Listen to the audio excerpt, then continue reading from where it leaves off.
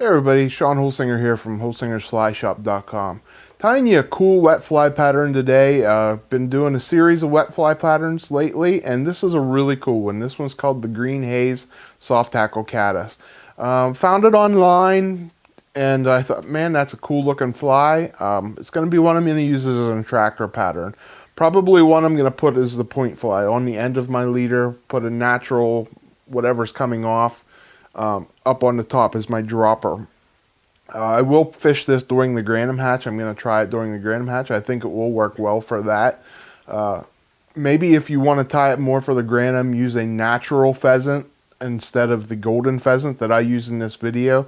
I just like using golden pheasant. As you see here in this, I get a ton of them on one feather, but you get a really mottled look that I really like to use, and it really shows up in the fly too. So that's one thing I want to point out. You don't need the golden pheasant. Use natural pheasant if you have it. It'll work just as well. Another thing I want to show a little bit before I get into tying it, we got new hackle pliers in at the shop. Dad's been using them, and I just picked a pair up and started using them. They're called Catrelli hackle pliers. Very, very cool. I'm going to get them in there close to the camera. They hold tension really well. And you can adjust the tension by moving this little slide on here. It'll go up and down and allow tension to change. So very cool hackle pliers. Yes, very pricey, but they work very, very well. I've really enjoyed using them, especially during this wet fly series I've been doing. So check them out if you're looking for hackle pliers that, you know, I've for years and years used the old school English hackle pliers, and they work. But these things really hold, and you don't slip out as much. So give them a try if you're looking for a good pair of hackle pliers and you're willing to spend some money on it. But otherwise, guys, here you're going to see the fly in the vise and then the material list to tie it.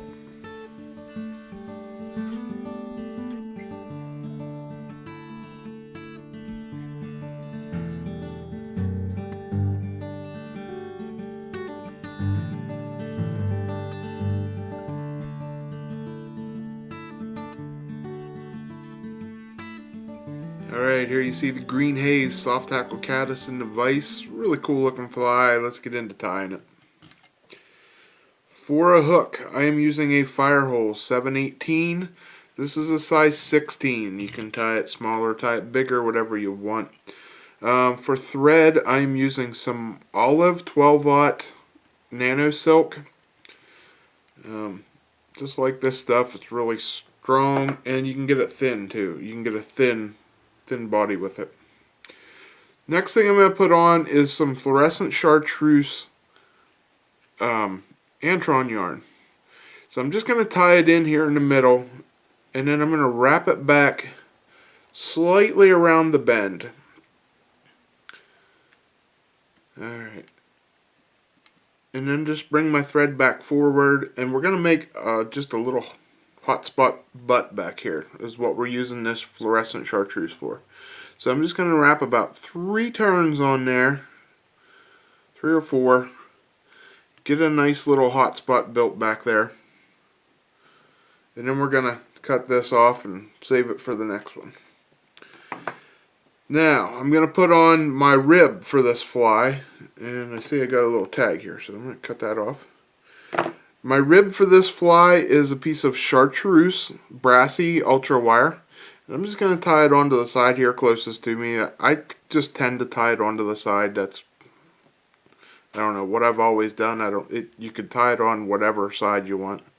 And then I'm going to bring this back and get the amount of hot spot butt that I want there.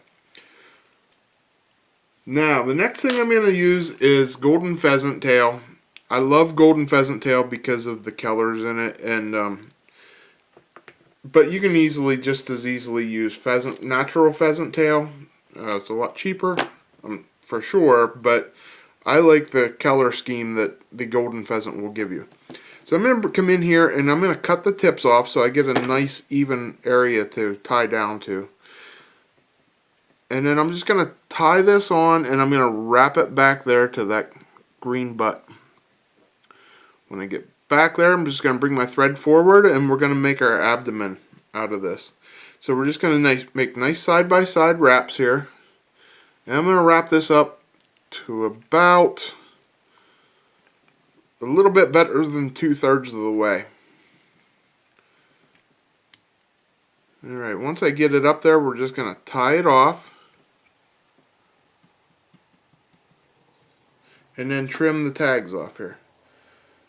Okay, now I'm going to counter wrap my ribbing here to protect all that, because golden pheasant is just like natural pheasant. It's pretty brittle, and the trout's teeth can tear it up. So what we're going to do is we're going to counter rib this, and that's going to protect those fibers and not let them get tore up by the trout.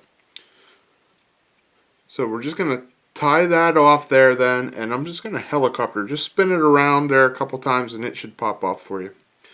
Now, next thing I'm going to do is I'm going to put some SLF Prism dubbing on here for a collar. I'm going to use a dubbing loop here to do it. It just makes it a little bit more buggy looking, and just makes the fiber stand out a little better, and like I said, more buggy. That's the reason. You can just do it without the dubbing loop and just put a little dubbing on the thread here, but I'm going to show you how nice it looks if you do a dubbing loop. Okay, so get your dubbing twister ready, like I just did there. And then I'm going to put this SLF Prism, this is peacock color, in between my loop. Oops. Put her back in there. I was checking my camera angle and I let it drop out. So put it in between the loop and then let the loop pinch down here. There you can see it all stuck in between the two pieces of the thread. So then I'm going to spin my dubbing twister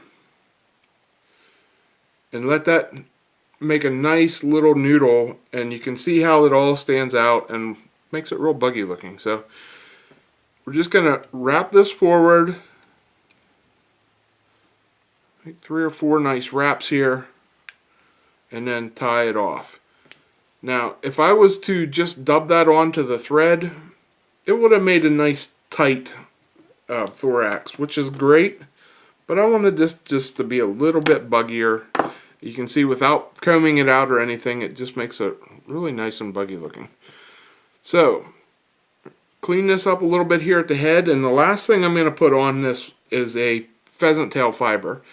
Or sorry, pheasant tail feather. This is off of a hen pheasant up near the neck, and I'm just going to pinch the tips. You saw I pulled the fluff off the bottom. Pinch the tips here like you've been seeing me do recently in this series I've been doing. Leave the tip stick out there, and I'm going to tie it down with the bottom side of the feather laying right across the top of the fly. So I want bottom side down as I tie it down here.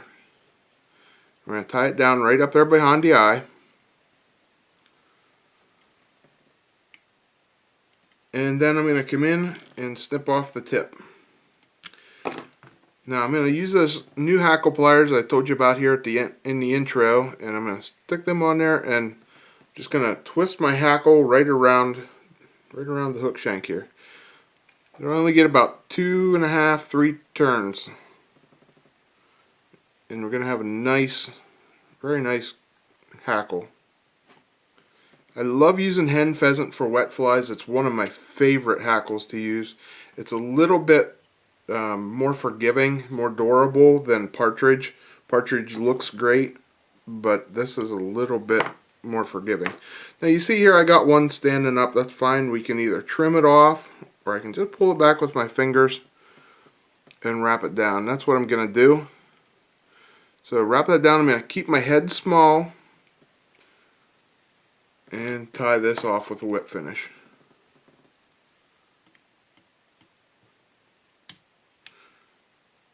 Alright, then we're just going to trim that off. I see you got a couple down here on the bottom going a little haywire.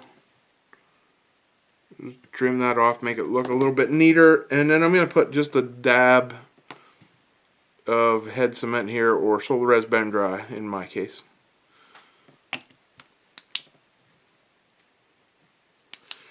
And that is all that is to this very cool looking wet fly.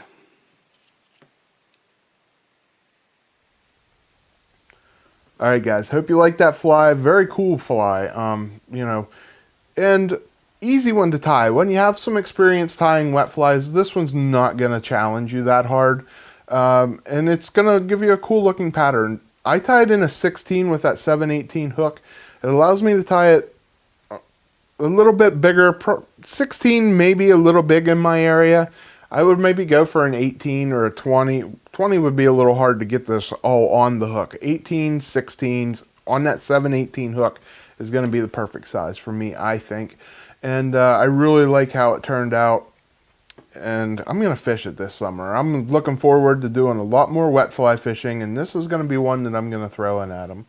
So if you need any of the materials, guys, like always, please head to our website at holsingersflyshop.com and check out our website, check out the rest of my YouTube videos, and if you have any questions or want me to tie anything for you, reach out to me at holsingersflyshop@gmail.com. Thanks for watching, guys. I appreciate it. If you will, give me the thumbs up. Drop a comment. I love replying to your comments. And we'll see you next week. So I'm Sean Holsinger.